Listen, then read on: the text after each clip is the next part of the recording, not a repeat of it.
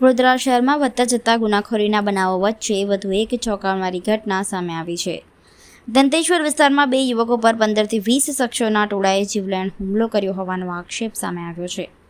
લાકડા અને ધારદાર હથિયારો સાથે થયેલા હુમલામાં એક યુવકને ગંભીર ઈજાઓ પહોંચતા બંનેની સારવાર માટે એસએસસી હોસ્પિટલમાં ખસેડવામાં આવ્યા છે.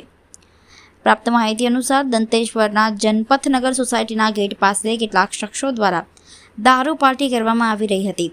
સ્થાનિક યુવકોએ મહિલાઓ રહેતા વિસ્તાર પાસે ગાળાગાળી અને દારૂ પીવાની પ્રવૃત્તિનો વિરોધ કરી ત્યાંથી જવા માટે જણાવ્યું હતું.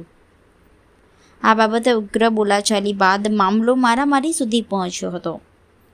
આક્ષેપ છે કે થોડા સમય બાદ 15 થી 20 જેટલા શખ્સોનું ટોળું લાકડા અને ધારદાર હથિયારો સાથે ધસી આવ્યું હતું અને 2 યુવકો પર તૂટી પડ્યું હતું. હુમલામાં એક યુવકના માથામાં ગંભીર ઈજાઓ પહોંચી હતી, જ્યારે અન્ય યુવક પણ ઘાયલ થયો હતો. બનાવ બાદ આસપાસના વિસ્તારમાં અફરાતફરી અને ભયનો માહોલ સર્જાયો હતો. ઘાયલોને તાત્કાલિક સારવાર માટે એસએસસી હોસ્પિટલ ખસેડવામાં આવ્યા હતા. ઘટનાની જાણ થતાં મકરપુરા પોલીસ સ્થળ પર પહોંચી હતી અને સમગ્ર મામલે વધુ તપાસ હાથ ધરી છે.